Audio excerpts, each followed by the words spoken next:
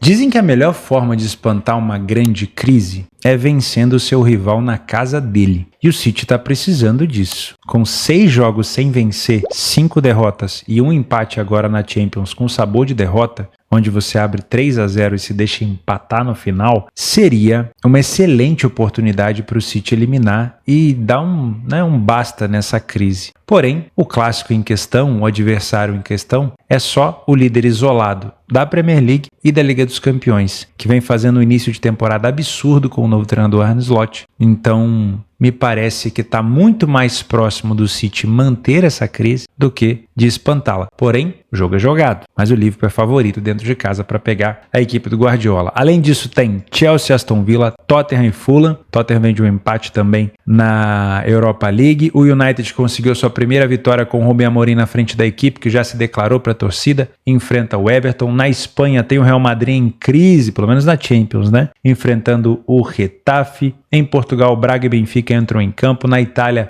os líderes, né? Juventus, Inter, Napoli e Lazio também entram em campo por aqui. A Atalanta não joga nesse domingo, a Atalanta também é um dos líderes. Tem rodada decisiva no Campeonato Brasileiro, fuga de rebaixamento, tentativa de pré-Libertadores. São Paulo já está garantido nessa pré-Libertadores com 59 pontos, dificilmente será alcançado. Então, São Paulo joga mais aqui para cumprir tabela, talvez se aproximar um pouco mais do Flamengo, tentar uma vaga direta. Enfrenta um Grêmio que precisa da vitória para espantar a chance de rebaixamento. Flamengo e Internacional, Flamengo depois do empate em Fortaleza praticamente deu adeus ao título, mas o Internacional não. O Internacional ainda tem chance. E são chances reais, tá? O Inter ainda pega o Botafogo. Então o Internacional, se vencer o Flamengo no Maracanã, vai a 68. Caso vença o Botafogo no Beira-Rio, vai a 71. E aí pode, na última rodada, pegando aqui o Fortaleza fora de casa, Fortaleza também praticamente sem chance de título, pensar, aliás, Fortaleza não é sem chance de título, mas o Fortaleza não tem confronto direto com o Botafogo, né? Pode pensar numa possibilidade de chegar aqui, pelo menos aos 74, né? 74 pontos que ele pode conquistar. Óbvio, um empate do Botafogo ou uma vitória do Botafogo simples aqui já daria o título pro Botafogo, só que é bom lembrar que o Botafogo tem 2 jogos e o Internacional tem 3 jogos por fazer. Bragantino e Cruzeiro aqui também briga contra o rebaixamento, Bragantino numa situação terrível, Cruzeiro tentando brigar por uma vaga na pré-Libertadores, briga contra o rebaixamento entre Atlético Paranaense e Fluminense. Fluminense pode se complicar muito nesse final,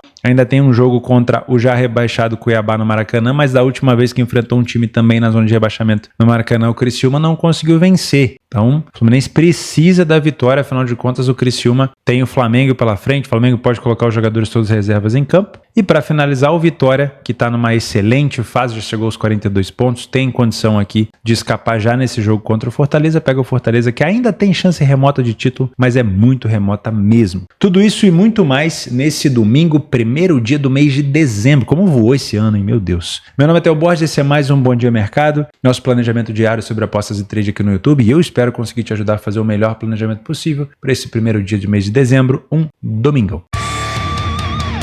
Começamos o nosso planejamento às 10h30 da manhã com Chelsea e Aston Villa. Você pode começar também já deixando o like nesse vídeo, que me ajuda muito para o YouTube divulgar para novas pessoas. Você que não é inscrito nesse canal, fica o convite para assistir o conteúdo pelo menos até a metade, se você gostar. Já sabe, vai ter um prazer ter você por aqui. Beleza? Chelsea 1,70 contra o Aston Villa. O Chelsea vem de vitória contra o Heidenheim, se não me falha a memória, na Conference League. Exatamente, 2-0. O Chelsea que vinha de bons resultados, né? Venceu o Leicester fora de casa, empatou com o Arsenal, acaba sendo um resultado relativamente bom, né? O Arsenal numa fase um pouco melhor e vinha também de um cacete para cima do FC Noah na Conference League, jogou obviamente de cumprir tabela, né? O Chelsea é muito mais time. O Aston Villa tá aqui na 8ª colocação, fora de casa vem de 2 derrotas consecutivas, foi o início avassalador do Aston Villa, mas os últimos jogos não foi tão bom assim. Nos últimos jogos do Aston Villa, derrota para o Liverpool e derrota para o Tottenham. 2 boas equipes, é de se esperar que o Aston Villa perca pontos contra essas equipes. Tanto o Chelsea quanto o Aston Villa sofreram gols em todos os jogos que disputaram em casa e fora respectivamente, são defesas então que a gente pode confiar pouco. O Aston Villa tem um aproveitamento melhor, então às vezes mesmo sem a bola pode criar mais perigo. Primeiro tempo muito parelho, segundo tempo muito parelho, e aqui eu vou ser sincero, só na situação parelha já me passa uma impressão de que esse jogo pode ser muito mais parelho do que propriamente com o favoritismo do Chelsea. Eu sei que o Chelsea tem jogado muito melhor com seu novo treinador, mas ainda assim é um Aston Villa que é traiçoeiro, tá? Então, para mim, é um favorito que pode se complicar. Das últimas vezes que eles se enfrentaram, 2-2, vitória do Chelsea, 0-0, vitória do Aston Villa, vitória do Aston Villa, vitória do Aston Villa, mais 3, 4 vitórias do Chelsea. Então, é um jogo parelho. Eu trabalharia aqui no ao vivo para correção de preço. Muito cuidado para você que é um trader trabalhando correção de preço, porque nós temos dois times que aceleram no contra-ataque, principalmente o Chelsea com o seu time veloz, o Nicholas Jackson jogando melhor nessa temporada do que na última, Cole Palmer também se destacando muito bem, e também o lado do Aston Villa, que é um time que precisa de poucas finalizações no alvo para marcar um gol, tá? Atenção. Os últimos jogos entre eles, pelo menos aqui 2 gols. A maioria das vezes a gente tem um cenário de pelo menos 2 gols. Teve até cenário maior.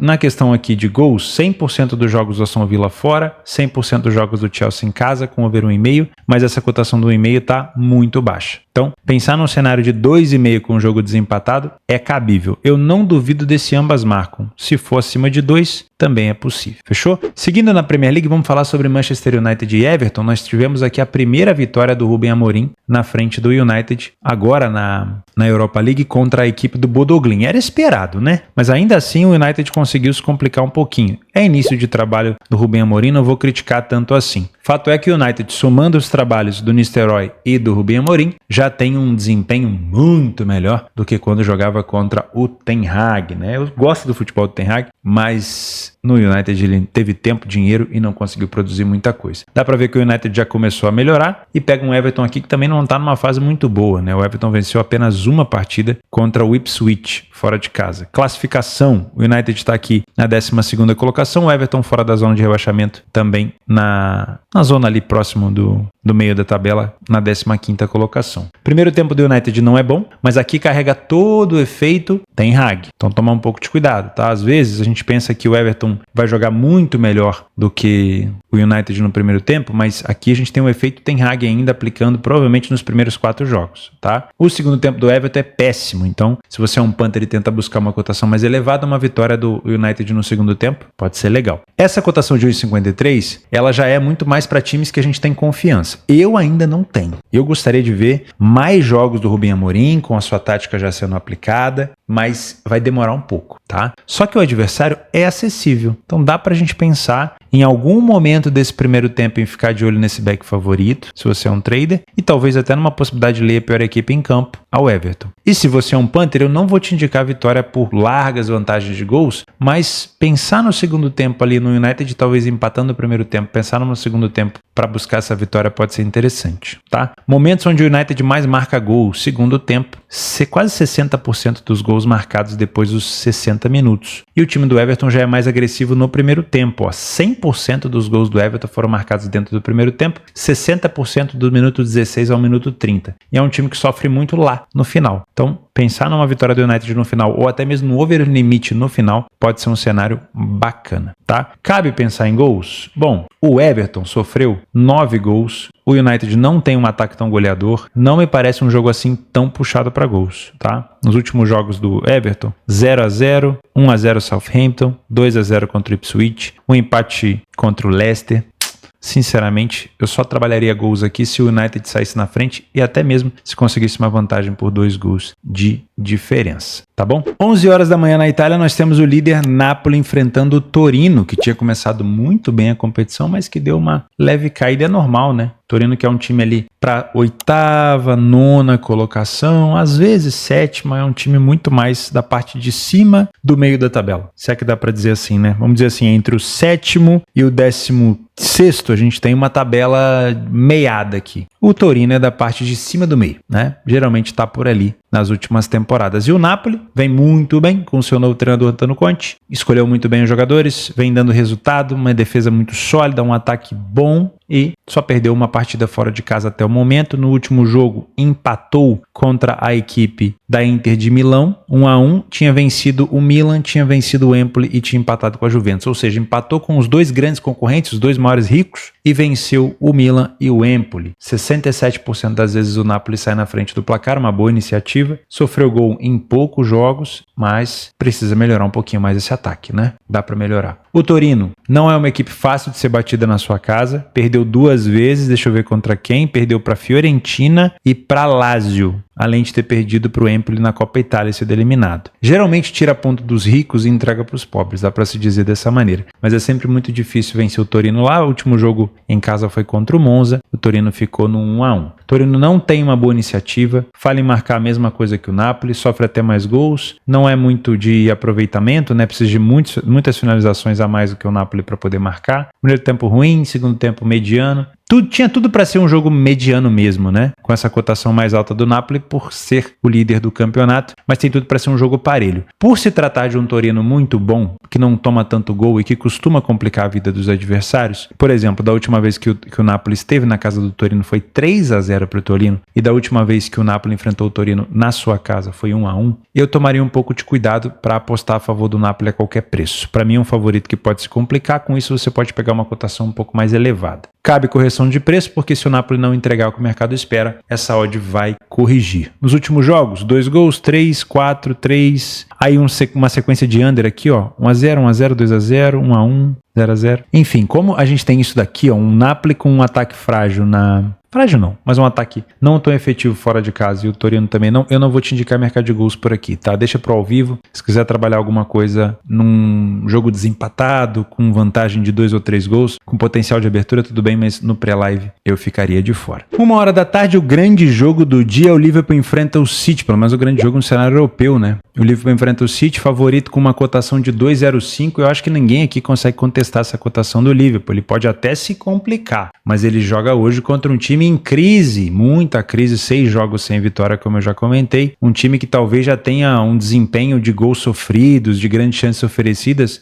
quase que comparado à temporada inteira do ano passado. É a fase ruim do City. Eu gosto de balancear e respeitar muito os clássicos, né? Às vezes eu me ferro por aqui, eu falo que clássico vai ser parelho e tudo mais, aí vem um time e goleia o outro, mas eu sempre dou essa moral para os clássicos, né? E o clássico tem o potencial de igualar uma equipe que está em crise e tornar ela tão boa, tão perigosa quanto a equipe que está bem. Mas o momento do Liverpool é muito melhor. Eu começaria esse jogo respeitando a tradição e a história do City na Premier League, dizendo que o Liverpool pode se complicar, para você não vir com os 2 pés no peito já querendo pegar esse back Liverpool. Acho que dá para pensar, mas vamos entender que é o City. O Guardiola ele tá tentando sair desse buraco, uma hora ele vai acabar conseguindo. Se vai ser do time ou com o time, eu não sei, mas ele provavelmente vai conseguir. Então cuidado, tá? O favorito pode se complicar e respeitando também a tradição do adversário. Agora, se fosse para respeitar só o momento, seria um back Liverpool, mas enfim, tá? Se a gente tem um favorito que pode se complicar, eu posso ter correção de preço. O Liverpool pode jogar talvez um pouco menos com a bola, diferente do que ele vem jogando, porque o City pode obrigá-lo a fazer isso. E aí essa cotação do Liverpool pode subir. Lembrando que aqui a gente não tem um grande time inglês sozinho, a gente tem 2. Então, claro,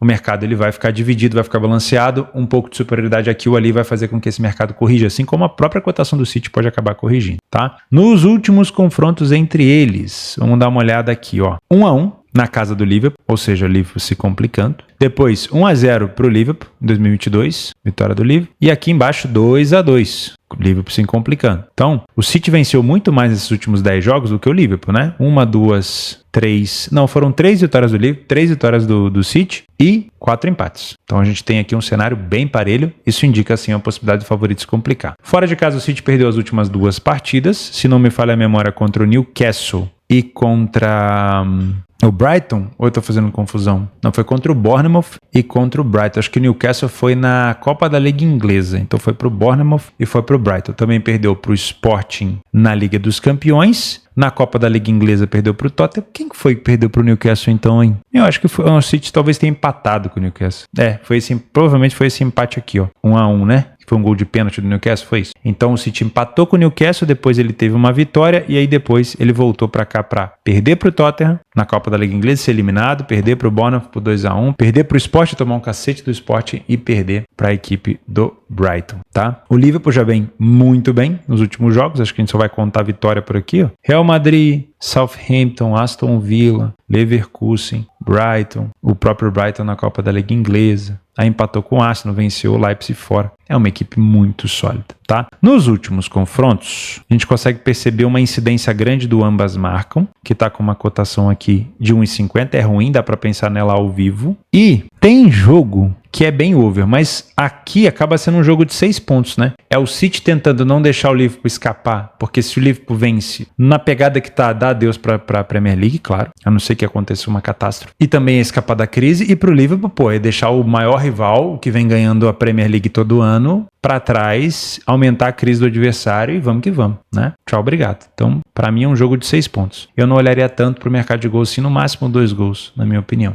Tá bom? Esse é um grande jogo que eu quero acompanhar. A liquidez desse jogo vai ser absurda. Saindo da Inglaterra, 2 horas da tarde, a Inter de Milão enfrenta a Fiorentina. A Fiorentina que venceu na Conference League, a equipe do Pafos. Fiorentina que deve chegar longe de novo na Conference, foi finalista do ano passado. Enfrenta a Inter de Milão que já colou ali na Atalanta e no Napoli, 1 ponto de diferença, assim como a Lazio. Tá difícil o campeonato italiano esse ano, hein? A Juventus também pode chegar. A situação tá bonita de ver. Que bom, eu gosto. Eu gosto de ver vários times disputando ali na Itália, até porque a Inter vinha dominando de cabo a rabo a competição. Da última vez que a Inter de Milão esteve na Toscana para enfrentar a Fiorentina, 1-0, depois 2-1 para a Inter também, 4-3 para a Inter também, 3-1 para a Inter. Eita caramba, quase toda vez que a Inter de Milão enfrenta a Fiorentina lá, é saco. 2-1 em 2021 na Copa Itália, 2-0 em 2021 na Série A, 3-1 em 2021 na Série A, final da temporada, 4-3 em 2022, 2-1 na Copa Itália de 2023 e 1-0. Caramba! Deixa eu ver se tem aqui algum informativo de paternidade, né? Que, pô, parece mesmo. Ó, não, aqui na sequência tem 3 vitórias consecutivas da Inter, né? Porque teve um empate aqui, se não me... teve uma vitória da Fiorentina na casa da Inter. Mas geralmente a Inter, quando vai lá, ela tem mais sorte, tá? Vou pensar aqui no jogo para correção de preço. Dá para ficar de olho nesse Leia Fiorentina. Nos últimos jogos a gente não teve uma incidência tão grande assim de um jogo under, né? É um jogo mais over, 4-0, 2-1.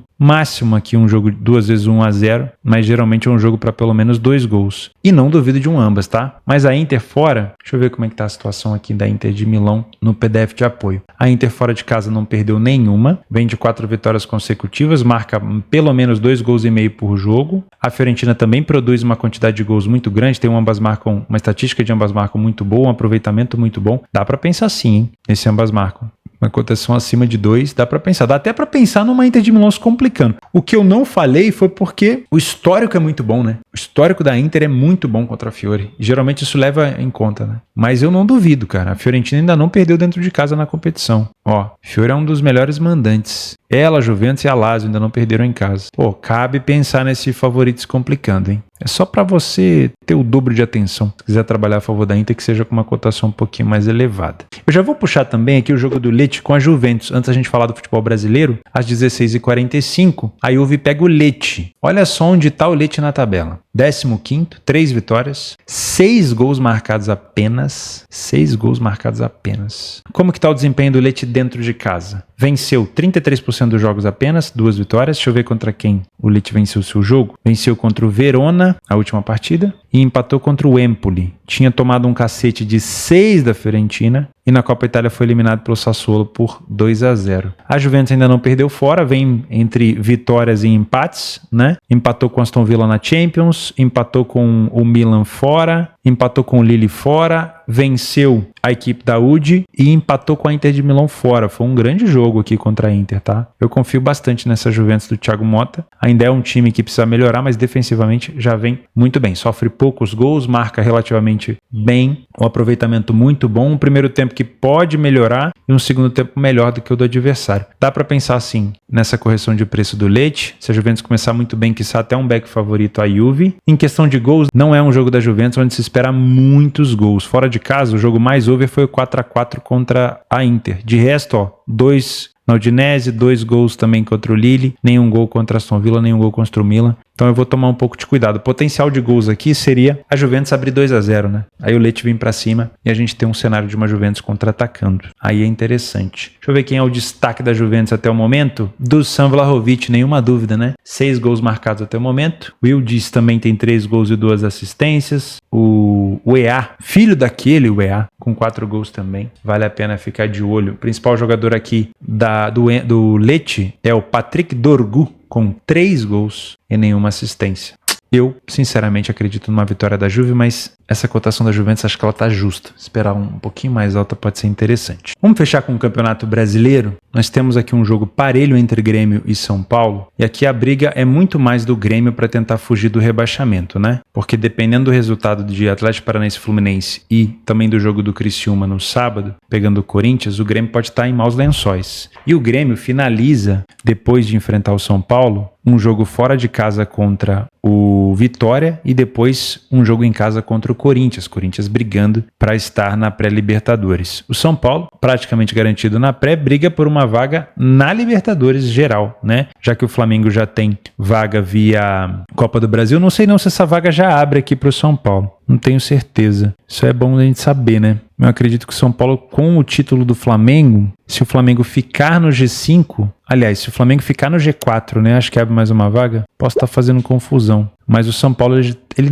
ainda briga, sim, por uma vaga direta, se eu não me engano, na Libertadores. O time do Grêmio, como eu falei, o foco é muito mais contra o rebaixamento. Só que é um jogo parelho. Então é um jogo pra gente trabalhar ao vivo, tá? Dificilmente aqui a gente vai ter tanta oportunidade no pré-live, até porque o Grêmio, ele é um camaleão, né? Ele se adapta. Em casa, às vezes, ele joga propondo, fora de casa ele joga reativo. Contra o Cruzeiro, agora, recentemente, eu assisti o jogo. Foi um jogo onde o Cruzeiro jogou bem melhor, mas o Grêmio foi muito efetivo nos contra-ataques. Enfim, é difícil confiar na equipe do Grêmio. Vem, pelo menos dentro de casa, com um aproveitamento bom nesses últimos 3 jogos, empatou com o Juventude no último jogo numa bobeira, mas tinha vencido o Goianiense e o Fortaleza, e o São Paulo, que começou a melhorar agora o seu desempenho fora de casa, né? Era um time que eu tinha muitas críticas. O São Paulo poderia estar brigando pelo título se não fosse tão ruim fora de casa. São Paulo que teve 29% de vitória apenas, 5 vitórias em 17 jogos para um time de São Paulo que tem tanto investimento, é ruim. São Paulo que no último jogo fora empatou com o Bragantino, que é um adversário difícil, venceu e muito bem o Bahia, e empatou com o Criciúma e perdeu para o Cuiabá. Naquela época não estava, mas o já rebaixado Cuiabá. O São Paulo tem um aproveitamento pior do que o do Grêmio, um primeiro tempo pior do que o do Grêmio, sofre muito gol no primeiro tempo fora de casa. No segundo tempo já melhora um pouquinho, mas ainda é um segundo tempo bastante gols aqui do Grêmio, hein? Será que esse jogo não pode ser over, não? 76% dos jogos do São Paulo, mesma coisa do Grêmio, respectivamente, com over 1,5. Pô, pelo menos 2 gols aqui eu acho que a gente vai ver, hein? Se for uma cotação mais elevada. E eu não duvido desse ambas também, porque o Grêmio sofre gol em quase todos os jogos. 29% dos jogos apenas o Grêmio passou sem sofrer gol. Um ataque bom se a defesa não fosse tão ruim. O São Paulo é a mesma coisa. Então a gente pode ter um índice bom aqui de ambas marcas. Flamengo e Internacional. Flamengo de férias, o Internacional com chance ainda de título. O Internacional pode chegar a 74 pontos. Vai ter que torcer aí por 2 tropeços do Botafogo. Um desses tropeços contra ele mesmo, né? Então tem que vencer o Flamengo no Maracanã, tem que vencer o Botafogo no Beira-Rio e depois tem que vencer o Fortaleza no Castelão. Só isso. Mas depende dele. E vai depender também de torcer contra o Botafogo no último jogo, tá? Mas dá. Se tivesse chegado o Roger Machado antes, acho que daria, hein? O Inter ainda teve todo aquele problema da enchente lá em Porto Alegre, no Sul. E ainda assim. Agora, 2,20 pro Flamengo, que já tá praticamente de férias, me parece um jogo do favorito que pode se complicar, tá? Nos últimos jogos do Flamengo recebendo o Inter, 3-1 em 2019, 2-1 em 2021, perdeu pro Inter por 4-0 em 2021, empatou 0-0, empatou 0-0. O Inter no Beira-Rio, ou pelo menos no Sul, tem muito mais facilidade de jogar contra o Flamengo. No último jogo o Flamengo até jogou bem e forçou o Inter a empatar só no finalzinho. Então é mais um jogo parelho pra mim, tá? A gente pode ter correção de preço por aqui. O Flamengo sai na frente com mais frequência, é um Internacional que nos últimos jogos, e nos últimos 7 jogos fora, não perdeu, vem de 2 vitórias consecutivas, venceu o Vasco recentemente, tem um aproveitamento melhor do que o do Flamengo, tem um ataque parecido, uma defesa parecida, um primeiro tempo e um segundo tempo também parecido. Então pra mim é sim um jogo parelho. O Flamengo tem sofrido, pelo menos antes era assim, né? Sofria muito de cabeça, mas o Felipe Luiz já corrigiu bastante essa questão dos gols de cabeça do Flamengo. Pra mim, jogo 100% para ao vivo, tá? Eu posso até pensar numa possibilidade de uma dupla chance do Inter, mas deixa eu dar uma conferida na possibilidade de escalação aqui. Deixa eu ver se eu tenho alguma informação desse jogo.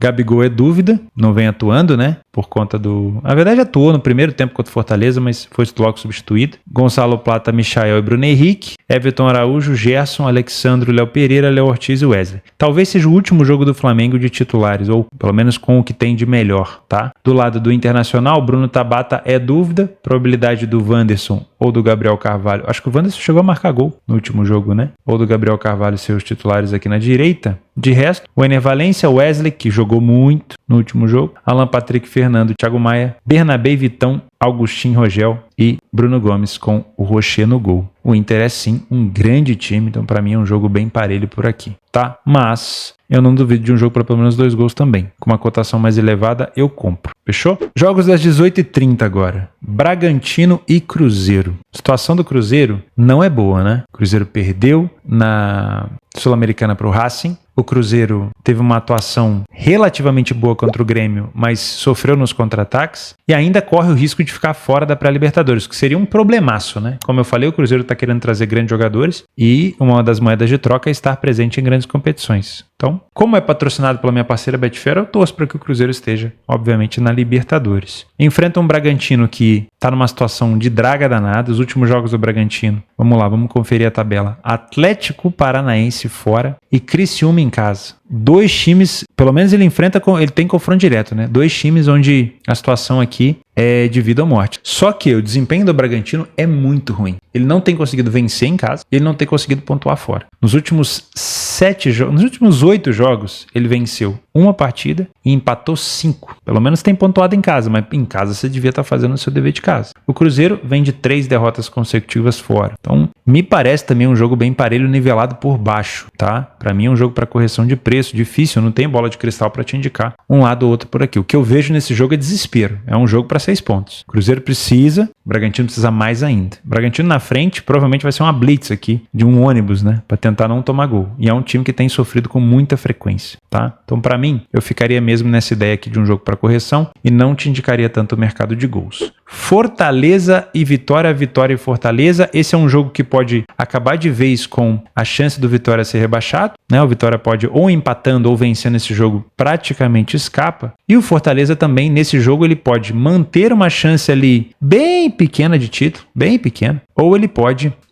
já sair logo da briga pelo título, quem sabe até numa tentativa depois de se aproximar ali do Palmeiras, ou até mesmo, dependendo do resultado do Flamengo com o Inter, se aproximar do Internacional, ultrapassar o Internacional na tabela, terminar um pouquinho mais acima, né? O Fortaleza, assim como o Inter, pode chegar a 74 pontos. E os próximos confrontos, Vitória, Atlético Goianiense e Internacional. Dá para pensar em fazer 9 pontos, tá? Mas tem que combinar com o Botafogo, lógico. Lembrando que o Botafogo joga com o Internacional. Então é uma combinação para o Fortaleza bem mais difícil, né? O Internacional teria que tropeçar contra o Flamengo, vencer o Botafogo e, no final, enfrentando o Fortaleza tinha que vencer o Internacional e torcer para que o Botafogo não faça nenhum ponto na última rodada. Tá? Então, é cabível? Mas seria mais cabível se tivesse vencido o Flamengo, que não aconteceu, né? Se tivesse vencido o Flamengo, poderia chegar aqui a 77 pontos. Aí daria para pensar no cenário de título com 3 vitórias consecutivas, mas já ficou mais difícil. Então, para mim, também é um jogo de 6 pontos, porque se vencer, reacende a chance, se perder, acabou a chance. Vitória, se vencer, escapa do rebaixamento, se perder, ainda tem chance de ser rebaixado. Então, jogo de 6 pontos, vou olhar para uma correção de preço ao vivo, não vou ficar pensando no mercado de gols aqui, tá? Agora, pensando no cenário de estatísticas, dá para perceber que é um Vitória que vem pontuando muito mais dentro de casa, perdeu o último jogo agora para o Corinthians, e um Fortaleza que só venceu 2 das últimas 8 fora de casa. Toma gol pra caramba, toma mais gols do que marca. Se fosse para consultar só gols marcados e gols sofridos, eu viria para esse jogo até com o pensamento de 3 gols. Mas como o contexto importa, né? E nesse contexto aqui, 6 pontos praticamente esse jogo. Então, eu vou seguir com a minha opinião de um jogo mais amarrado. Para finalizar, um dos jogos mais importantes lá de baixo também, que é Atlético Paranaense e Fluminense. Aqui é um confronto diretíssimo, né? Deixa eu ver a pontuação do CAP. Com 41 pontos, se vencer o CAP vai a 44. E aí, praticamente, elimina a chance de queda. Se perde, vê o Fluminense ultrapassando ele na tabela, indo a 42. Pode ver o Criciúma, dependendo do resultado, que eu tô gravando esse vídeo na sexta-feira, o Criciúma também ultrapassando na tabela. E o Bragantino